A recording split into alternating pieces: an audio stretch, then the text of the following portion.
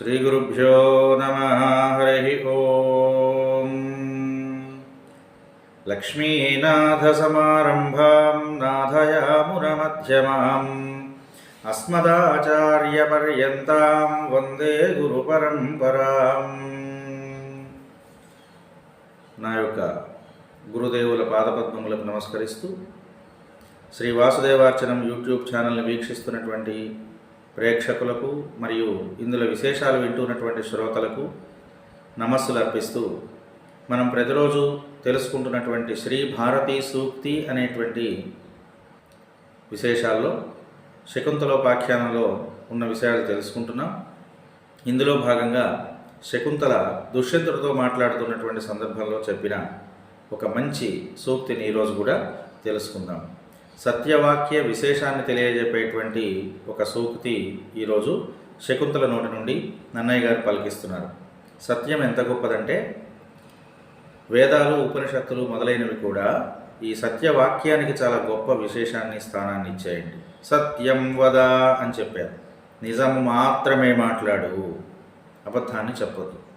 అబద్ధం చెబితే చాలా దోషాలు ఉంది అని మన ధర్మశాస్త్రాలన్నీ కూడా చెప్తున్నాయి. కనుక నిజాన్ని మాత్రమే మాట్లాడాలి. అలా నిజం మాట్లాడడం వల్ల వచ్చేటువంటి ప్రయోజనాలు ఏమిటి అనే విషయాలు అనేక కథల రూపంలో మనకు కనిపిస్తున్నాయి. అందులో మనందరికీ తెలిసినటువంటిది సత్య హరిశ్చంద్రుని యొక్క కథ. ఈ సత్య హరిశ్చంద్రుడు అనేక రకాల కష్టాలు పడినప్పటికీ నిజాన్ని నమ్ముకొని నిజము అనేటువంటి వ్రతాన్ని ఆచరించడం ద్వారా తన మంచి గొప్ప కీర్తి ప్రతిష్టల్ని పొందగలిగాడు. అలాంటి కీర్తి ప్రతిష్టలు పొందడం కోసం ఇలాంటివి ఉపయోగపడతాయండి. అంతే తప్ప మనం మాట్లాడుకునేటువంటి ఏ మాట అబద్ధాల పూట అయినప్పుడు దాని ప్రయోజనం కీర్తి ప్రతిష్టలకు భంగాన్ని కలిగిస్తుంది. కనుక నిజం మాట్లాడడం చాలా గొప్పది అనే విషయాన్ని వెల్లడి చేస్తూ ఈ సూక్తి మన ముందు మంచి విషయాలని గురించి వివరిస్తుంది. నుత జలపూరితంబులగును తులు నూరిటి కంటే సూనృత వ్రత ఒక బావి మేలు, మరి బావులు నూరిటి కంటే సత్క్రతువది మేలు, తత్క్రతు శతంబున కంటే సుతుండు మేలు, తత్సుత శతకంబున కంటే సూనృత వాక్యము మేలు చూడగన్. శకుంతల దుష్యంత మహారాజుతో మాట్లాడుతోంది. సూనృత వ్రత అని ఒక విశేషణాన్ని అందిస్తోంది ఇక్కడ. వాస్తవంగా దుష్యంతుడు అబద్ధం కదా చెప్పాడు, నువ్వు నాకు తెలియదు అన్నాడు. అది అబద్ధమే కదా. కానీ మాట్లాడడంలో ఉన్నటువంటి గొప్ప విశేషం అండి ఇది. ఎదుటివాడిని ఆకట్టుకునేలాగా మాట్లాడడం, ఎదుటివాడి మనస్సు నొచ్చుకోకుండా మాట్లాడడం, ఎదుటివాడు మనం చెబుతున్న విషయాన్ని వినేలాగా మాట్లాడడం, ఇది ఒక గొప్ప కళ. అలాంటి వాక్ చతురత స్త్రీలకు పరమాత్మ చాలా ఎక్కువగా అందించాడండి. ఇది వాళ్ళకు ఉన్నటువంటి వరం. అది పుట్టుకతోనే వాళ్ళకు వస్తుంది, ఆ మాట్లాడేటువంటి విధానం ఏమిటి అని. ఇక్కడ శకుంతల చాలా వేదాధ్యయనము మొదలైనటువంటి అన్ని రకాలైన జ్ఞానాలు పొందడంలో తన వంతు కృషి తాను చేసి పరిపూర్ణమైనటువంటి జ్ఞానాన్ని పొందినటువంటి స్త్రీ. కనుకనే మాట్లాడడం చాలా జాగ్రత్తగా మాట్లాడుతుంది. అసలు ఇవాళ మానవులందరి వినాశనానికి కారణం ఏదంటే ఈ మాటయే. అందుకని పెద్దవాళ్ళందరూ ఏం చెప్పారంటే, నోరు మంచిదైతే ఊరు మంచిదవుతుంది అని చెప్పారు. నోరు మంచిది అవడం అంటే ఏదో నోట్లో సెంటు కొట్టేసుకుని సువాసన వచ్చేలాగా ఉండడం అని కాదండి. నోరు మంచిది కావడం అంటే మాట్లాడేటువంటి మాట ఉన్నతంగా ఉండాలి, మాట్లాడే మాట మృదువుగా ఉండాలి, మాట్లాడుతున్నటువంటి మాట ఎదుటివాడికి హాయిని కలిపేదిగా ఉండాలి, మాట్లాడుతున్నటువంటి మాట ఎదుటివాడు ఆచరింపదగినదిగా ఉండాలి. అంతేకాదు మన నోట్లో నుంచి వచ్చినటువంటి మాట సామాజిక హితంకరమై ఉండాలి. కనుక లాంటి ఒక మంచి మాటలు మాట్లాడేటువంటి నోరు ఊరు మొత్తాన్ని కూడా బాగు చేయగలుగుతుంది. కనుక మాట్లాడేటప్పుడు చాలా జాగ్రత్తగా మాట్లాడండి. ఏది పడితే అది మాట్లాడడం, ఎలా పడితే అలా మాట్లాడడం, ఎవరిని పడితే వాడిని విమర్శించడం అనేది తప్పు అని మన పూర్వకాలం నుంచి ఉన్నటువంటి గ్రంథాలన్నీ చెప్పినటువంటి గొప్ప విషయం. అందులో భాగంగానే ఇప్పుడు మనం తెలుసుకుంటున్నటువంటి ఈ సూక్తులలో అనేక రకాల విషయాలలో ఈ సత్యవాక్య విశిష్టత కూడా ఒకటి. అందులో భాగంగా ఇక్కడ చాలా గొప్ప విషయాలు అందిస్తోంది శకుంతల. నుతజల పూరితంబులగు నూతులు నూరిటి కంటే సూనృతవ్రత ఒక బావి మేలు అంటారు. సూనృతవ్రత అంటే నిజం మాట్లాడడమే వ్రతంగా కలిగినటువంటి ఓ మహారాజా. చూడండి, ఇక్కడ ఇవి తిట్టిందా పొగిడిందా అంటే అది వినేవాడి విచక్షణ వదిలేస్తున్నారు. తెలుసుకోగలగాలి, నేను నిజం కాదు కదా మాట్లాడేది, కానీ తను ఇలా నిజం మాట్లాడాడు అంటోంది, నన్ను తిడుతోందా అనే భావన వాడి మనస్సుకు రావాలి. నిజంగా తప్పు చేసిన వాడు బయటికి చెప్పుకోలేకపోయినా అండి వాడి మనస్సుకు తెలుస్తుంది. ఎదుటివాడు మాట్లాడుతున్నటువంటి మాట విన్నప్పుడు అది నా గురించే అంటున్నాడనే భావన కలుగుతుంది తప్పు చేసిన ప్రతివాడికి. ఇదిగో ఇదే నిజం. దాన్ని తెలుసుకోవడం కోసమే ఈ జన్మలో మానవులందరికీ కూడా అనేక రకాల అనుభవాల్ని పొందడం కోసం ఈ ప్రకృతిని సృష్టించాడు పరమాత్మ. ప్రకృతిలో ఉన్నటువంటి ప్రతి విషయాన్ని మనం తెలుసుకోగలగడం కోసం ప్రయత్నం చేసేటువంటి దాన్నే జీవితమని జీవనమని అంటున్నాం. ప్రతి విషయాన్ని అనుభవం పొందితే తప్ప మనం విశ్వసించం. కనుక భగవంతుడు ఏం చేశాడంటే మనందరికీ కూడా అనుభవాన్ని పొందడం కోసం అనేక రకాల అవకాశాలని అనేక రకాలైనటువంటి ఆలోచనల్ని ప్రసాదించాడు. అలా ప్రసాదించినటువంటి వాటిని స్వీకరించి అనుభవాన్ని పొంది ఇది శాశ్వతమైనది కాదు అని తెలుసుకోగలగటమే మానవ జన్మ యొక్క పరిపూర్ణత్వానికి కారణమవుతుంది. కనుక మనం అనుభవించేటువంటి ప్రతిదీ పుట్టింది మొదలు చనిపోయేంత వరకు కూడా, బాల్యం నుండి వృద్ధాప్యం వరకు కూడా అనుభవిస్తున్నటువంటి ప్రతి విషయము శాశ్వతములు కావు. ఇది అందరికీ తెలిసిందే. కానీ వాటి కోసమే తాపత్రయపడుతూ ఉంటాము. ఇదే మానవ జన్మలో ఉన్నటువంటి గొప్ప విశేషం. ఏది శాశ్వతం కాదో దాని వెనక పరిగెత్తుతాం. కనుక మన వేదాలు అధ్యయనం చేస్తున్నటువంటి సందర్భంలో లేదా మన హైందవ ధర్మానికి సంబంధించినటువంటి గ్రంథాలు అభ్యసిస్తున్నటువంటి సమయంలో ఏం కోరుకుంటున్నారు వాళ్ళందరూ అంటే మనస్సు ఎటు పడితే అటు పరిగెత్తుతుంది. అలా పరిగెత్తేటువంటి మనస్సును నిగ్రహించగలగాలి. ఆ మనస్సుని ఎవరైతే అదుపులో పెట్టుకోగలుగుతున్నాడో వాడు ఇంద్రియ సౌఖ్యాల వైపుకి ప్రయాణం చేయడు. కనుక ఇంద్రియ సౌఖ్యాల వైపుకి ప్రయాణం చేయకపోతే ఏది నిజమో దానికోసం మాత్రమే వాడు తాపత్రయపడతాడు. ఏది సత్యమో దాని గురించి మాత్రమే తాపత్రయపడతాడు. కనుక నిజం సత్యం అనేటువంటిది ఎంత గొప్పది అనే విషయాన్ని మనం ఇలాంటి విషయాల్లో తెలుసుకోవచ్చు. గాంధీ మహాత్ముడు మొట్టమొదటిగా తాను ఆచరించినటువంటి ధర్మాల్లో సత్యమే కదా. కానీ ఇవాళ సమాజంలో అలాంటి మహానుభావుల్ని విమర్శించేటువంటి వాళ్ళు కూడా ఉన్నారండి. కానీ ఇక్కడ మనం తెలుసుకోవాల్సిన విషయం ఏమిటంటే పెద్దలు కానివ్వండి, లేదా ఒక వస్తువు కానివ్వండి, లేదా ఏదైనా సరే ఒక పని నుండి కూడా ఏం తెలుసుకోవాలంటే వేదంలో చెప్పిన విషయమే ఇది కూడా. ఏం చెప్తున్నారు ఇక్కడంటే యాన్యనవద్యాని కర్మాణి తాని సేవితవ్యాని నో ఇతరాణి యాన్యస్మాకగుం సుచరితాని తాని త్వయోపాస్యాని నో ఇతరాణి. నాలో కూడా కొన్ని చెడ్డ లక్షణాలు ఉండవచ్చు, కానీ నువ్వు గ్రహించేటప్పుడు దాన్ని వదిలేసి నువ్వు మంచిని మాత్రమే స్వీకరించు. ఒక అయస్కాంతం ఉందనుకోండి, ఇసుకలో పెడితే అది ఏం చేస్తుంది? తనకు కావాల్సినటువంటి దాన్ని మాత్రమే స్వీకరిస్తుంది. మనం కూడా అలాగే ఎవరిలో నుంచి అయినా సరే మనకు కావలసిన దానితో పాటు మనకు మంచిని చేసేటువంటి దాన్ని మాత్రమే స్వీకరించాలి. ఇది ఉపనిషత్తులు మొదలైనవి చెప్పినటువంటి విషయమే. కనుక చెడు లేనటువంటి మానవుడు ఉండడు. కానీ ఆ చెడు సమాజానికి వినాశనం కలిగిస్తోందా? ఆ చెడు ఏదైనా సరే తన జీవితానికే వినాశనాన్ని కలిగిస్తోందా? దీన్ని మనం తెలుసుకోవాలి. కనుక సమాజానికి హితం చేసేటువంటి వాళ్ళు ఎవరో వాళ్ళలో ఉన్నటువంటి మంచిని తెలుసుకొని ఆ మంచి ద్వారా మనం మన జీవితాన్ని అభ్యున్నతి మార్గంలో ప్రయాణం చేయించాలి అనేదే జన్మ యొక్క సార్థక్యం. కనుక సత్యాన్ని మాట్లాడేటువంటి విషయంలో, నిజాన్ని తెలుసుకునేటువంటి విషయంలో మానవులందరూ కూడా అమితమైనటువంటి కృషి చేయాలి అని మనకు అనేక గాథలు చెప్పబడుతున్నాయి. అట్లాంటి వాటిల్లో ఇది కూడా ఒకటి. సత్యవాక్య విశేషాన్ని గురించి మనకు చెప్పేటువంటి కథల్లో శకుంతలోపాఖ్యానం కూడా చాలా గొప్పది. అందులో భాగంగానే శకుంతల ఈ మాటలు మాట్లాడుతోంది. మహారాజా, నుతజలపూరితంబులగు నూతులు నూరిటి కంటే, నుతజలపూరితములు అంటే మంచినీటితో నిండి ఉన్నటువంటి నుయ్యి. అసలు కొన్ని పదాలు ఇవాళ మనం మాట్లాడట్లేదండి, భాషలో చాలా మర్చిపోతున్నాం. నుయ్యి అంటే నూతులని పిలుస్తారు వీటిల్నే. పూర్వకాలంలో పల్లెటూళ్ళల్లో ఇళ్లలో మంచినీళ్ళ కోసం అని చెప్పి వేసుకునేటువంటి వాళ్ళవి. వీటిలో ఉన్న విశేషం ఏమిటంటే దిగడానికి పనికిరావు, అందులోకి దిగి నీళ్లు ముంచుకోలేము, తాడు కానీ లేకపోతే ఒక బొంగ అంటే కడవ లేదన్నా ఒక వస్తువు కానీ ఉంటే తప్ప అందులో ఉన్నటువంటి నీళ్లు తోడుకోలేము. గబాన మనకు అవసరమైన సందర్భంలో దాంట్లోంచి నీళ్లు తీసుకోవడానికి కావాల్సినటువంటి వస్తువులు ఉండవచ్చు, లేకపోవచ్చు.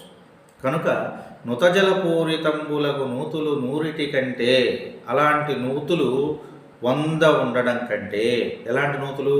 మంచి నీళ్లతో నిండి ఉన్నా సరే అవసరానికి ఉపయోగపడనటువంటి నూతులు, ఉపయోగపడలేనటువంటి నూతులు 100 కంటే కూడా ఒక బావి మేలు.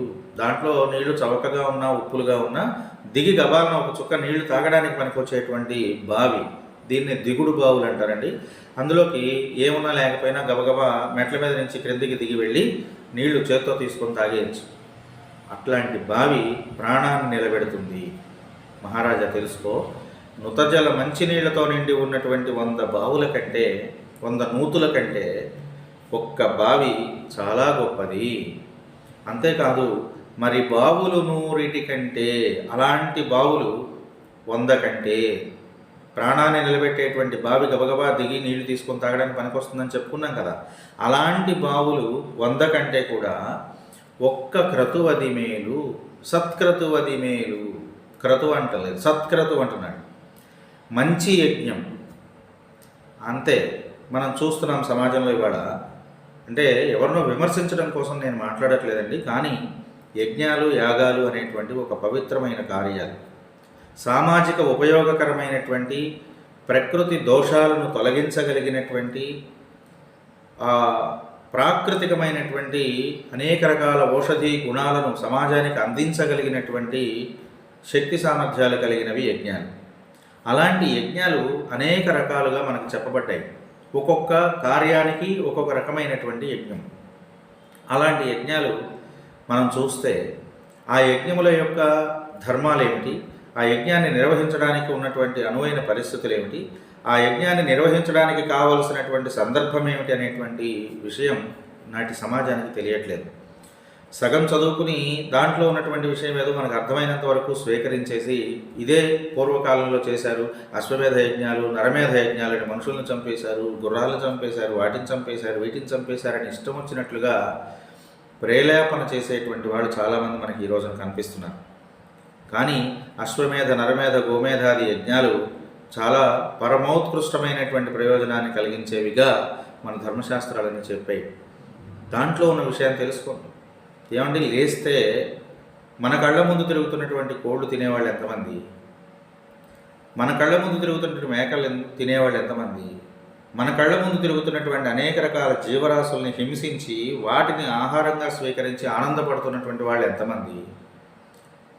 అలాగే పూర్వకాలంలో సమాజ హితం కోసం, సామాజికమైనటువంటి మంచి కోసం కొన్ని యజ్ఞాలు చేసినప్పుడు కొన్ని నియమాలు వాటికి పెట్టబడ్డాయి.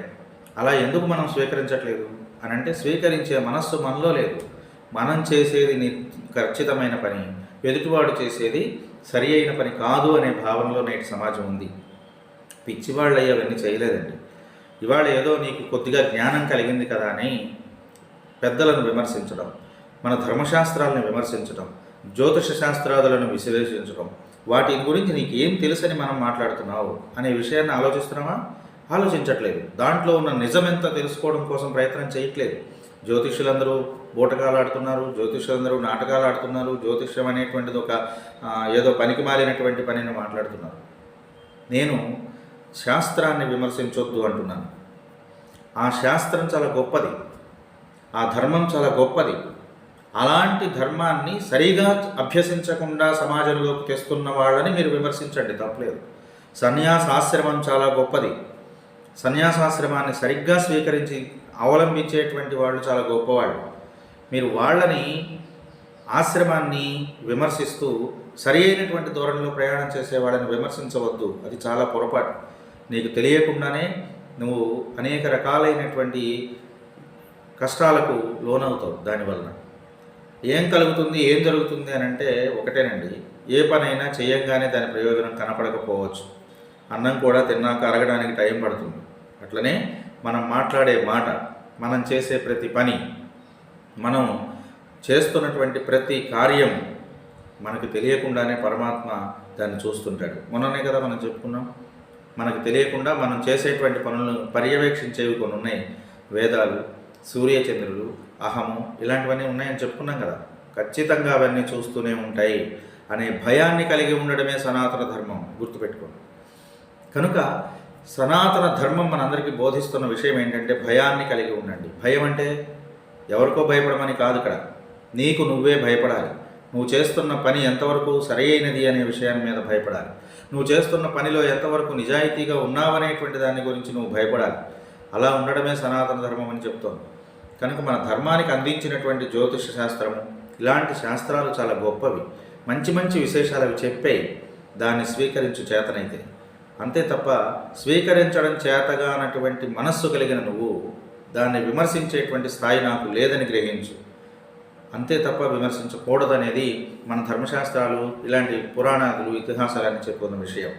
ఇక్కడ ఈవిడ కూడా అదే చెబుతోంది. నుతజల పూరితంబులగు నూతులు నూరిటి కంటే సూనృతవ్రత ఒక బావి మేలయ. అలాంటి బావులు 100 కంటే కూడా సత్క్రతువది మేలు, ఒక మంచి యజ్ఞం గొప్పది. మంచి యజ్ఞం అని ఎందుకంటుంది అంటే ఏదో నా కోసం అని చెప్పి నేను ఇంటి కోసమని, నా ఇంటి కోసమో, నా కష్టాన్ని తీర్చుకోవడం కోసమో చేసే యజ్ఞాలతో ఈవిడ పోల్చట్లేదు. సమాజానికి ఉపయోగపడేటువంటి యజ్ఞాలతో పోలుస్తోంది. సామాజిక హితంకరమైనటువంటి యజ్ఞాలు నిర్వహించండి, సమాజాన్ని ఉన్నతీకరించండి అనేటువంటి భావనతో చెప్పబడ్డాయి ఇలాంటి విషయాలన్నీ కూడా. అలాంటి యజ్ఞాలు 100 చాలా గొప్పవి అని రూఢి చేస్తోంది మన శకుంతల. అంతేకాదు ఇంకొక విషయం చెప్తోంది. తత్క్రతుశతంబున కంటే, మహారాజా అలాంటి యజ్ఞాలు 100 కంటే, ఎలాంటి యజ్ఞాలు? సామాజిక హితంకరమైనటువంటి యజ్ఞములు 100 కంటే కూడా ఒక్క సుతుండు మేలు, ఒక కుమారుడు చాలా గొప్పవాడయా. ఇప్పుడు కుమారుడు విశిష్టతని చెబుతోంది, మరియు సత్యవాక్యం యొక్క విశిష్టతను కూడా చెప్తోంది ఇక్కడ. కుమారుడు ఎంత గొప్పవాడట అంటే ఒక 100 నూతుల కంటే, 100 బావుల కంటే, 100 యజ్ఞాల కంటే కూడా కుమారుడు చాలా గొప్పవాడయ్యా. కనుక కుమారుడు కుమారుడుగా ఉంటే గొప్పవాడు, అంతే తప్ప వాడేదో విమర్శల పాలైనప్పుడు. కుమారులు అంటే పాండవులు కుమారులే, కౌరవులు కుమారులే కౌరవ వంశంలో. కానీ వీళ్ళు ఏం చేశారు? వంశనాశనం చేశారు. వాళ్ళేమో వంశాన్ని నిలబెట్టడానికి, కీర్తి ప్రతిష్టలు తేవడానికి ప్రయత్నం చేశారు. సరే, పిల్లలు ఎలా ఉండాలి ఆ విషయాలన్నీ మళ్ళీ తర్వాత వస్తాయండి, అప్పుడు మనం మాట్లాడుకుందాం. కానీ ఇక్కడ 100 యజ్ఞాల కంటే ఒక కుమారుడు గొప్పవాడు అని అంటోంది. ఎందుకంటోంది ఇలా అంటే 100 యజ్ఞాలు చేయి, ఆ యజ్ఞాలన్నీ చేసినటువంటి ప్రయోజనం దేనికి? నీకు నరకాది బాధల నుండి విముక్తిని పొందడానికి, అంతే కదా. అలాంటి నరకాది బాధల నుండి విముక్తిని పొందడానికి నీకు పితృయజ్ఞాలు చేసేటువంటి కుమారుడు ఒక్కడు ఉన్నాడు అనుకో, ఆ ప్రయోజనం అంతా నీకు వస్తుంది. కనుక ఒక కుమారుడు 100 యజ్ఞాల కంటే గొప్పవాడయ్యా మహారాజా. అంతేకాదు కుమారులు 100 మంది కంటే, తత్సుతశతకంబున కంటే, పునామ నరకాల నుండి తప్పించేటువంటి కుమారులు 100 మంది కంటే కూడా ఒక్క సూనృత వాక్యము మేలు. సూనృత వాక్యము నిజం, సత్యం చాలా గొప్పదయ్యా మహారాజా. నువ్వు తెలుసుకో, నిజం మాట్లాడు. ముందు అబద్ధం చెప్పావు, ఏం ప్రయోజనాన్ని పొందుతావు? నువ్వు ఏమన్నా పొందగలుగుతావా? నన్ను వదిలిపెడతావు. 100 యజ్ఞాల కంటే గొప్పవాడైనటువంటి కుమారుడిని నువ్వు కోల్పోగలుగుతున్నావు. ఇవాళ కాకపోతే రేపు, రేపు కాకపోతే ఎల్లుండి నిజం సమాజానికి తెలిసిన రోజున నీ కీర్తి ప్రతిష్టలన్నింటికి భంగం వస్తుంది. కనుక ఒక అబద్ధం చెప్పడం వల్ల నువ్వు సాధించేది ఇవాళ ఏదో తాత్కాలికమైనటువంటి సౌఖ్యమే తప్ప శాశ్వతమైనటువంటి ఆనందకారకం కాదు మహారాజా, తెలుసుకో. కనుక నిజాన్ని మాట్లాడు. నిజం మాట్లాడటమే వ్రతంగా ఉన్నవాడివి కదా నువ్వు. ఇలా అబద్ధం ఆడటం సమంజసమైన పనేనా? కాదు కదా అంటుంది. ఇదేదో శకుంతల దుష్యంతో మాట్లాడుతున్న విషయం కాదండి. సామాజికంగా ఈ విషయాన్ని మనం అందరం తెలుసుకోవాలి. నిజం మాట్లాడడం వల్ల కలిగేటువంటి పరమానందభరితమైన ప్రయోజనం శాశ్వతమైంది. అబద్ధం ఆడితే తాత్కాలిక ఉపశమనం కలగవచ్చు. మీరు గమనించి చూడండి, మనం వైద్యం చేసుకుంటున్నప్పుడు మన వెంటలే ఉన్నటువంటి కొంతమంది వైద్యులు తాత్కాలికమైనటువంటి ఉపశమనాన్ని మాత్రమే ఇవ్వగలుగుతున్నారు. శాశ్వతమైన ఉపశమనం కావాలంటే మనం ఏం చేస్తాం? దాని విద్య పరిపూర్ణంగా చదువుకున్నటువంటి పెద్ద డాక్టర్లు ఎవరున్నారో వాళ్ళ దగ్గరికి వెళ్తున్నాం కదా. ఎందుకు వెళ్తున్నాం?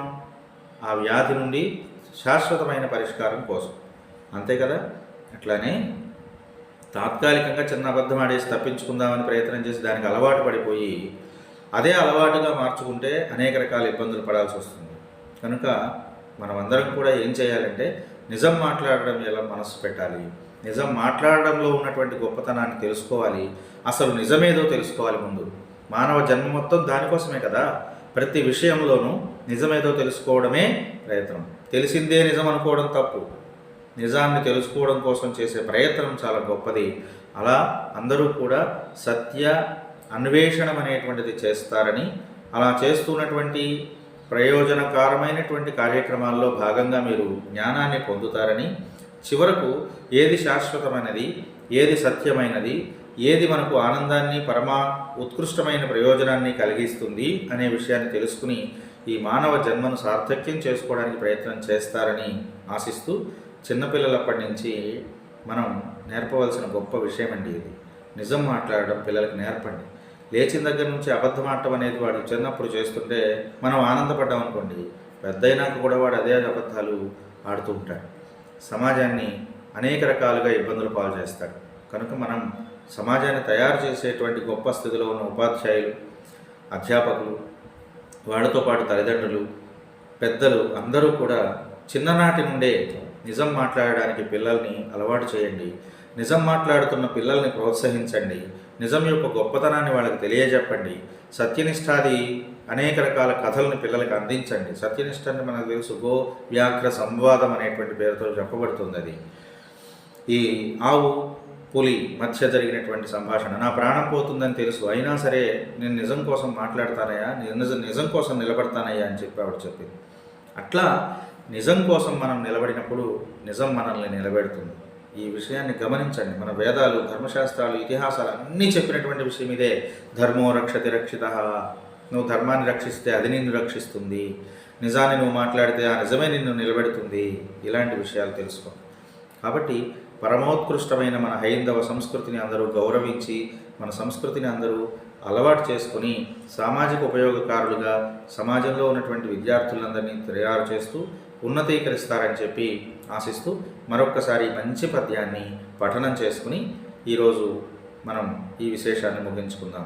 నుత జలపూరితంబులగు నూతులు నూరిటి కంటే సూనృత వ్రత ఒక బావి మేలు, మరి బావులు నూరిటి కంటే సత్క్రతువది మేలు, తత్క్రతు శతంబున కంటే సుతుండు మేలు, తత్సుత శతకంబున కంటే నొక్క సూనృత వాక్యము మేలు చూడగన్.